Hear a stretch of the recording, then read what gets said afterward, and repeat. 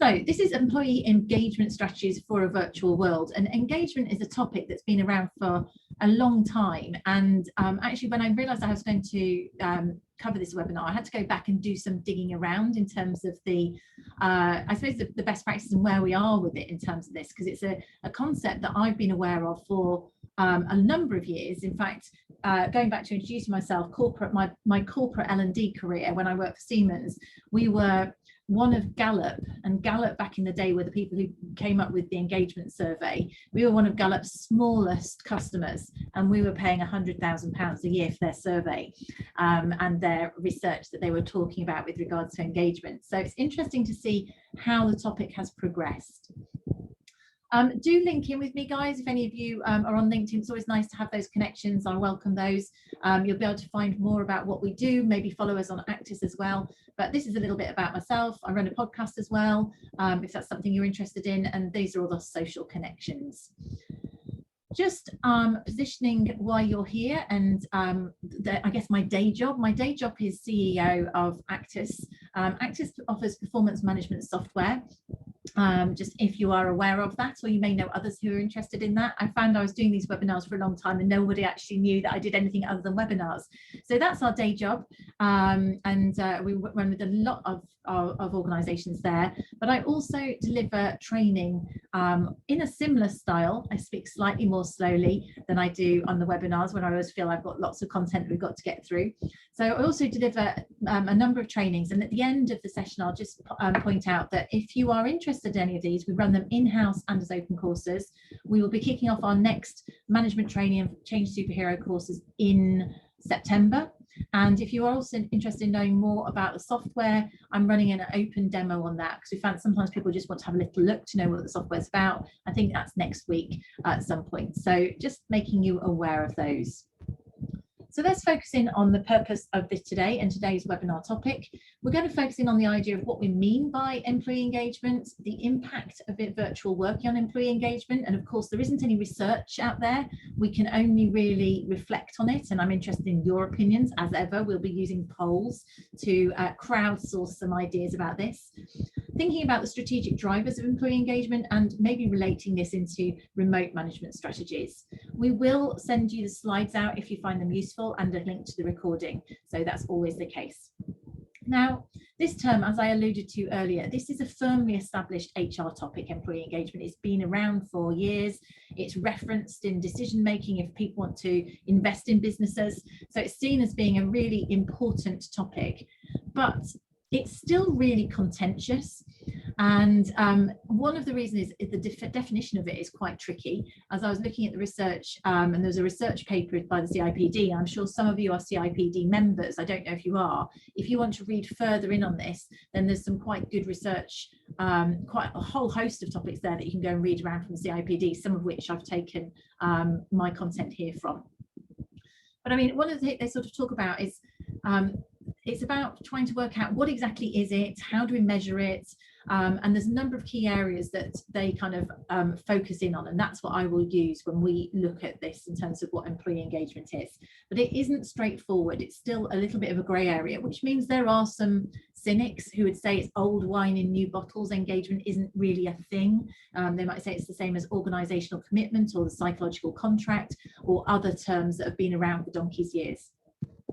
So opening this up to you guys, you're here because you're interested in the term engagement. Is that because you're already doing something in your organisation? Is that something you're doing in your organisation, or is it something that is different to, what would you define as employee engagement? I just got a note from Caitlin about the background noise. I'm wondering if it's my desk fan. Is that any better, or do I need to put my headphones in? So tell me, guys, in the chat, what is engagement for you? Sorry about that, that was my desk fan. What would you define as employee engagement? What is it in your organization, and are you measuring it, thinking about it? So Tracy's saying it's about connecting employees. Connecting employees to what? To each other, or to the organisation, or the strategy? Can you say a bit more about that, Tracy? Both, yeah.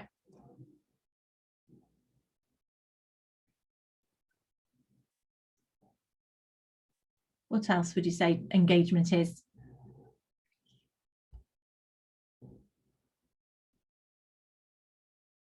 So it's about achieving goals and helping people to know they have them.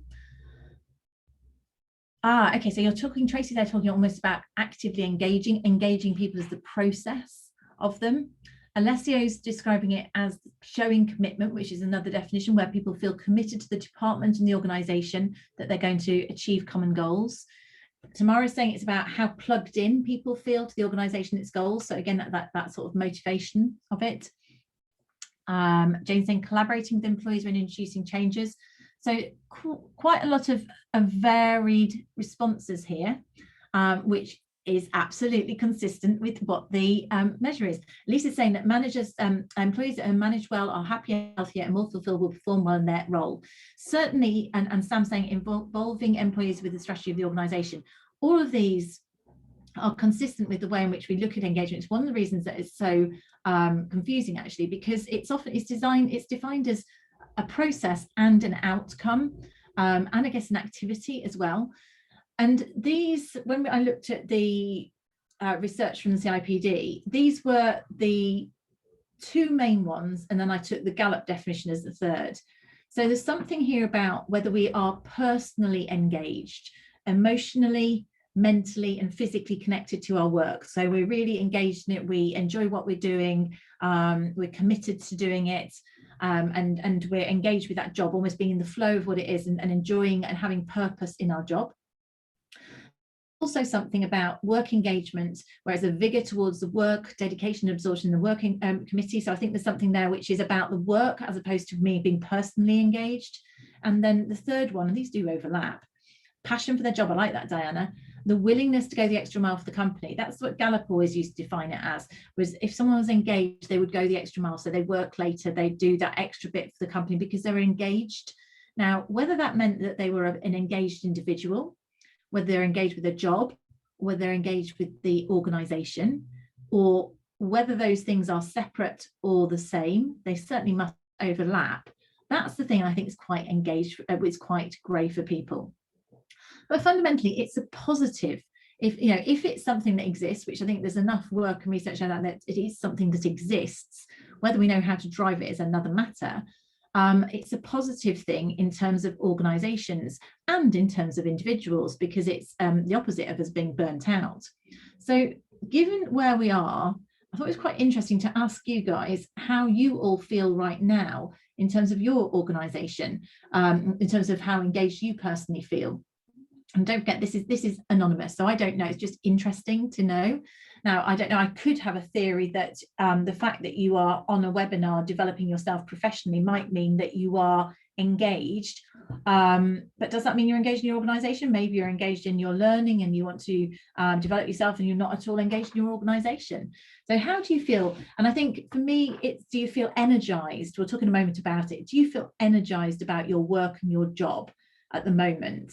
And that's, if you're feeling warm, let's take out the fact that it's hot for lots of people, though not everybody on this call. So we've got 70% of voters. So anyone else saying how engaged do you feel currently? Not at all, slightly engaged, moderately engaged, or extremely engaged? And let's have a sense of this. And just to let you know, the next question is going to be, how does that compare to pre-pandemic working? To see whether or not that has changed or not. So 77%, a couple more if you want to vote. And then I'll end the polling. So I'm just going to go 3, 2, 1. Anyone else going to vote? No, I'll stop it there. We've got to 80%. Thank you. So I'll share the results here. So most people are moderately engaged. Some are extremely engaged, almost. So you've got pretty much a normal distribution if you take out that one person's not at all engaged at the moment, and maybe there's a very specific reason for that. That we can explore. Actually, don't worry, I'm not going to ask who that is, but you can think about as we go through this. So I said that I'd do a second slide. So that's our first one. So as I said there, let's see, how does that compare for you pre-pandemic? Would you say your engagement score is lower, the same, or higher?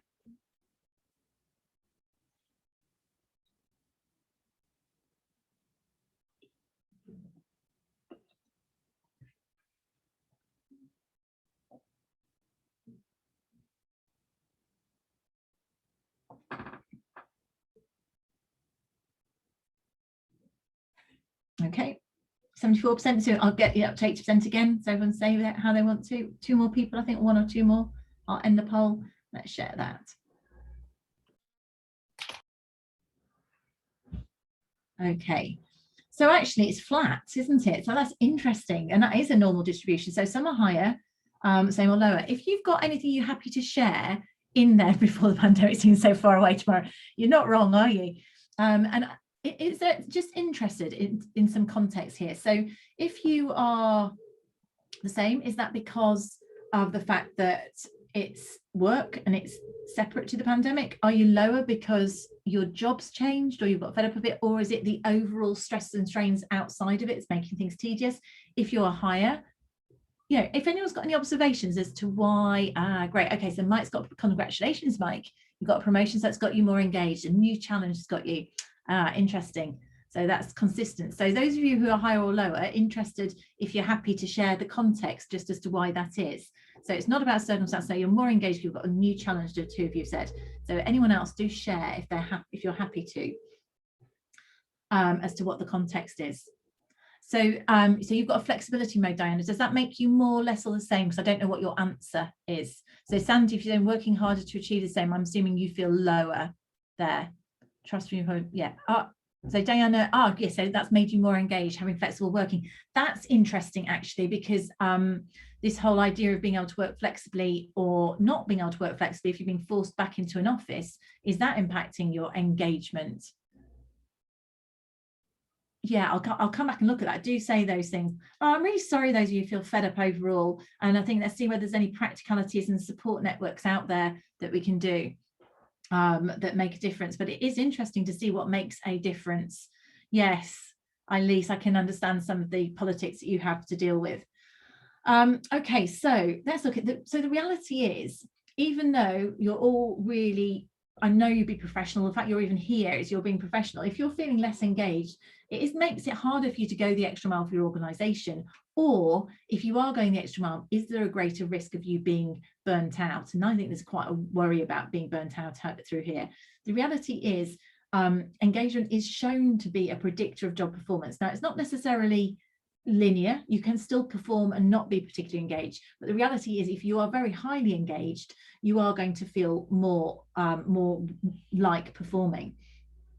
And some of the answers that you've given already are probably telling me what drives engagement for you personally. So what we're saying here, so if I was to ask you what drives engagement for you personally, some of you are saying actually maybe having a new challenge or a new role, being so Dawn, you're in pediatrics, are you? So absolutely, so you really care about your job and its purpose. So if you're in something caring profession, I think sometimes you have such a deep sense of purpose that you're making a difference, particularly at the moment. Yes, so whereas if everything feels very difficult, you maybe not having the right support from your leadership, then that can make things more challenging. Any other thoughts? What drives engagement for you personally?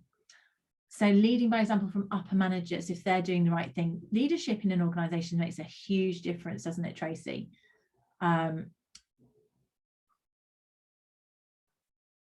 Yeah.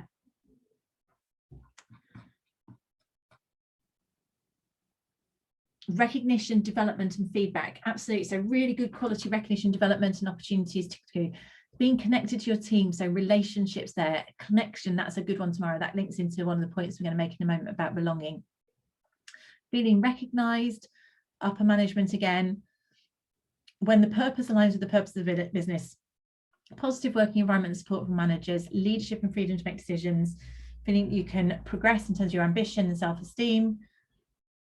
Natasha, I haven't forgotten, I saw an email from you, by the way. Thank you, Natasha. I will respond to you. Oh yeah, understanding and empathy. So understanding you as an individual when you're juggling everything. Absolutely. So those are all genuine reasons that will make you feel more or less engaged. Let's see how this aligns with what the research said. So I'm seeing very clearly having a supportive manager coming in here. And that is a manager, and that's also, interestingly, your point about leadership, that's coming through in this. This didn't come through in the CIPD research, but it was a really common question in the Gallup 12 questions, which was about senior managers leading by example, and that was a key engagement driver. So if you have or haven't got a supportive manager, it's going to make a difference. So if you are managers, that's going to make a difference. Making sure that you are, if you're in HR, which many of you will be, or learning and development, making sure that your managers have both the clarity, the skills, and the resilience or capacity to look after their people with empathy is going to make a difference to engagement, is going to drive business performance. Knowing what your job is, knowing how you align with strategic purpose, that's come through from some of you, so feeling you're aligned. Good quality, timely feedback and recognition. So this is consistent with what you're telling me. Trust, autonomy and empowerment. That massively works. I think that links really clearly with what you're saying about flexibility. So if you're being forced back into the office and you don't want to, that is the opposite of trust, empowerment and autonomy. Whereas if you've now got more flexible working and you feel that you've got that support and autonomy, then that's more motivational.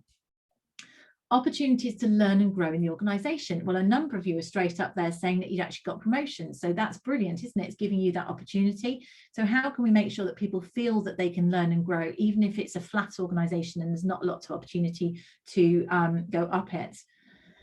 Feeling able to meet the demands of the role. That's about feeling you've got enough capacity, you're not too short on resource, that you can do what needs to be done to do a good job in the role where we need to be able to do that. Our level of fit with organisational culture.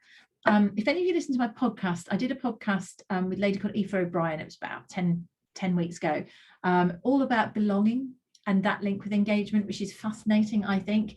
And a few of you talked about social engagement, support, feeling part of a team. So feeling we all as humans need to feel we belong. And one of the risks of working remotely, of course, is that we can feel quite disconnected and that sense of belonging can go. And it's probably even worse if we maybe don't have a strong family environment. So making sure that we are looking for people to feel a sense of belonging and fit if we're going to continue this hybrid setup is really quite important. Flexibility is there in its own right. And then the other element that comes in is actually our own natural levels, I suppose, of resilience. In terms of this, so some of us feel much more likely to be, we've got our own sense of self-efficacy, resilience and confidence. So we are maybe more likely to be personally engaged than others have lower levels there in terms of confidence. What that means is those who've got high levels of efficacy, they need to have more autonomy. Those who've got lower levels, then they need more support. And that's how we're going to drive engagement. So those are the areas that came out, themes that I've there's lots and lots of research here, themes that I drew in of the most recent areas of research. And it's broadened out a little bit, I'd say, from what I was aware of back in the Gallup days. Interested, thank you, thanks Caitlin, she put multiple choice. If you were to pick your top 2 or maximum 3 from that list, which ones would you say most apply to you guys?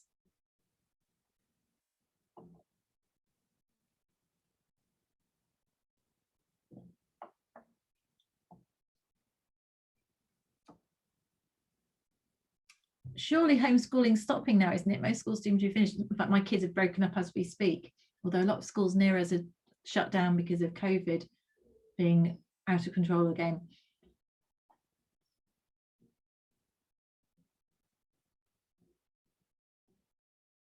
Brilliant. Nearly there, 60% voted.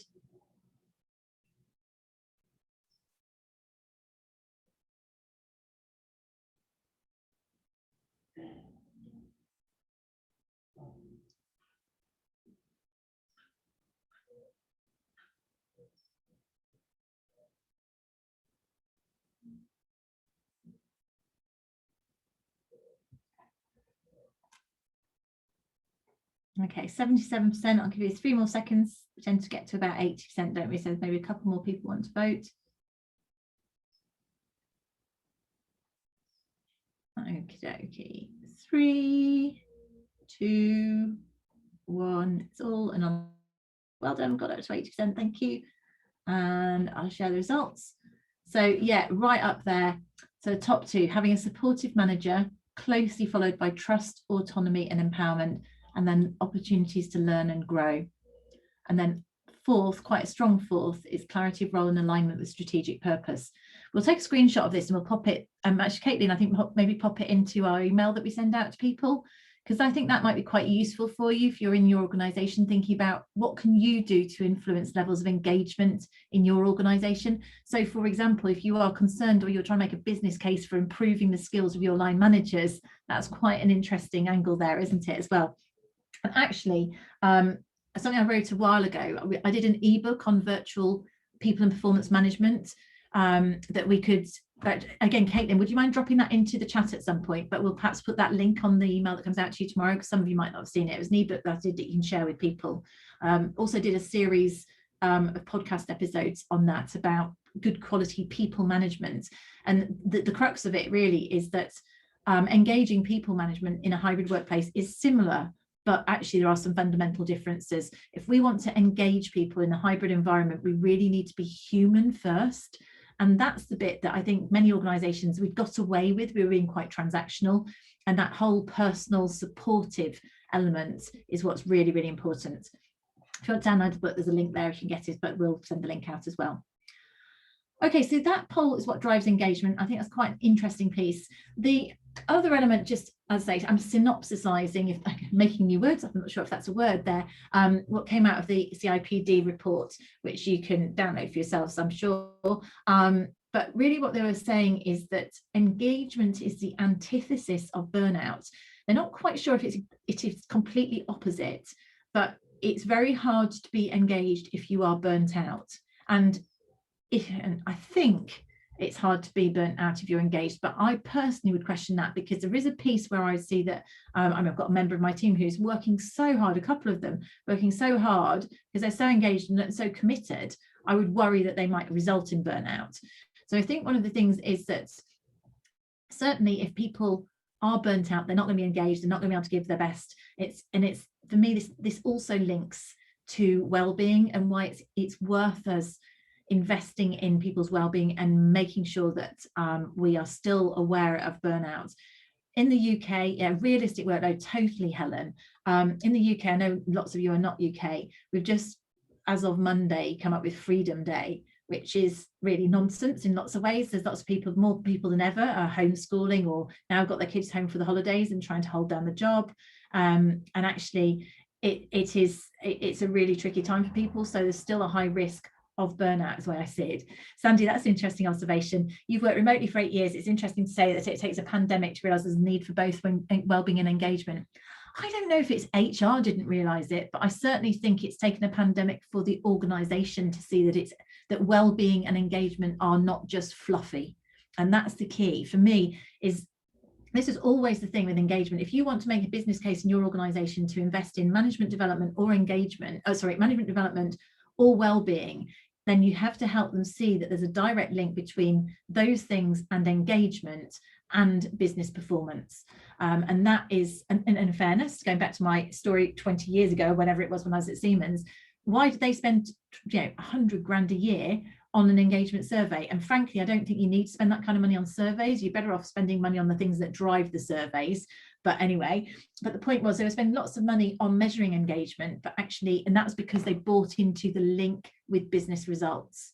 So there's definitely a link between engagement, well-being and business results, and a negative link from burnout. What we want to do prevention. So if we can encourage our organizations to invest in those things positively, then we can hopefully therefore indirectly drive business results, which of course is the other challenge we always have if we're in HR or training roles, is evidencing impact because it's always indirect.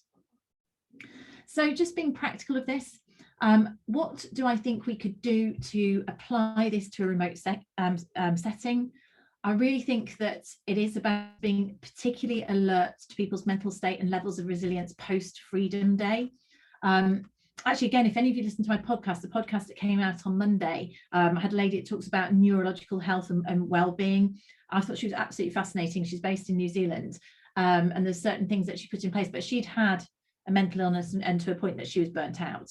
So it's really just being alert that you can push yourself, think it's all okay, but actually it isn't. And so anyone on this call, you're feeling that way, be really careful, look after your well-being. I've done loads of stuff on well-being. Don't think it won't happen to you.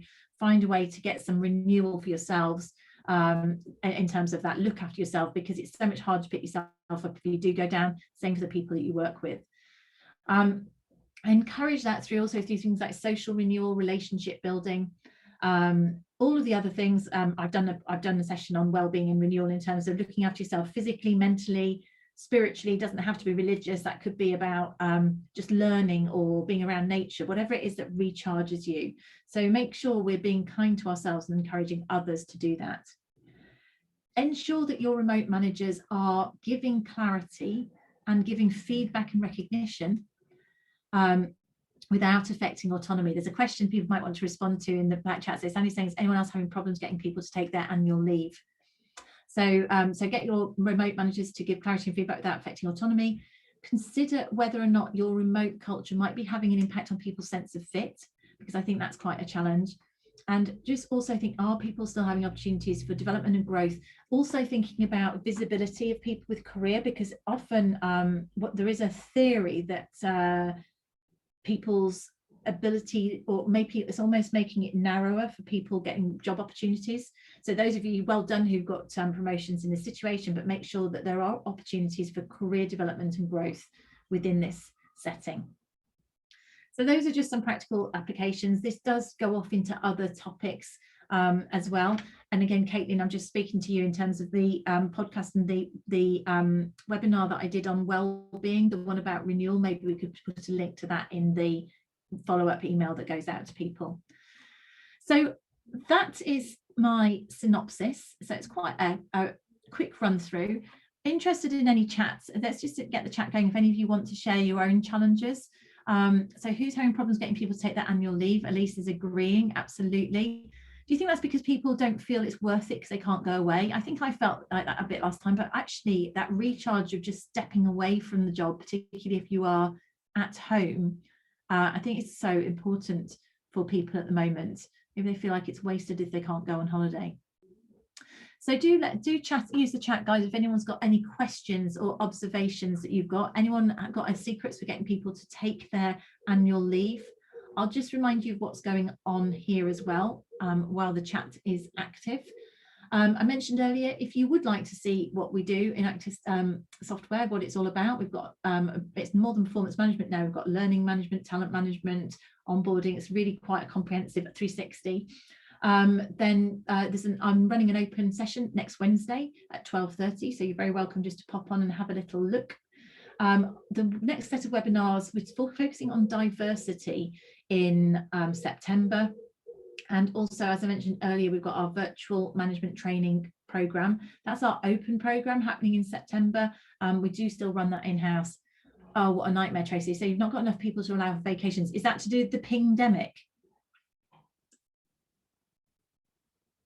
This is what the virtual management program consists of. And here's our link to some other resources. As ever, we'll send those out to you, so you've got those links. So what I'm just going to do, I'm going to pay attention to the chat and see what you're saying there. I'll pop a poll up to see if any of you want just booking onto those or want information. You can obviously contact us directly, but if you want to join the open demo, just want us to invite you straight to it, or know more about the training courses, or Actus Academy, which is our e-learning, our on-demand e-learning platform, pop things in there. So that polls up, I think. Feel free to do that. How can engagement surveys be useful? Right. Anyone else can feel free to. Who uses engagement surveys? I'm interested on that. In my opinion, I say you can use an engagement survey if you're using it as a benchmark. So to see whether or not the interventions that you are putting in place are having an impact. And it's a bit of a, it's the Office 5. Sandy, is that kind of one of those quarterly ones? Because often engagement surveys in big organisations like the NHS, they're annual, so they're big beasts. But you can do these sort of ones where you do little chats. But we have a little pulse survey in Actus that you can do just to get a sense of how people are doing and what the well-being is. So I think that can be quite handy. So you're using technology, Richard, to tell people to book their annual leave. Oh, death by emails. Okay, I'm just looking here. So so Dawn, you're in the NHS, I'm taking it. I mean, you always have the problem in the NHS, don't you? Because also you can't carry annual leave over quite often, can you? So are they able to? Because that's one of the things which I think you then end up with loads of people off in a very small amount of time. But yeah, that's where I would use it. iPhone, I don't know what your name is, iPhone. Just encouraging people to do it, to take that break, to put some time in. Yeah, I know I think they feel like they've got to be around, and that is about belonging. So that point earlier about belonging, and actually you might have noticed that those of you who had people who have furloughed had quite a deep psychological impact on some people. And I think that's about the fact that even though they understood why and they wanted to step down, it actually meant that they felt their sense of belonging, almost like their purpose was there. They didn't feel like they were needed, even though it wasn't a personal thing a bit. So those are the challenges there. So if there's any other comments, please feel free. If anyone's got any questions, I'm really happy to take those. Definitely, Sandy, encouraging leaders to take the lead and lead by example, taking their annual leave and take part in wellbeing activities. Otherwise, thank you so much for joining. Hopefully you enjoy a bit of the sunshine. Hopefully those of you who weren't feeling so engaged, have a think about what it's going to take for you to feel better. Be careful about burnout. Maybe listen to the podcast episode on burnout that's going to come out on the links tomorrow, just in case. Look after yourselves. Yeah, you're leaders, as Sandy's saying, you're leaders, and you can't look after others if you're not feeling resilient. So do take care, everybody.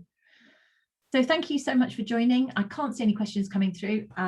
Thank you for the messages and thank you for interacting as ever, and hope to see you join in September.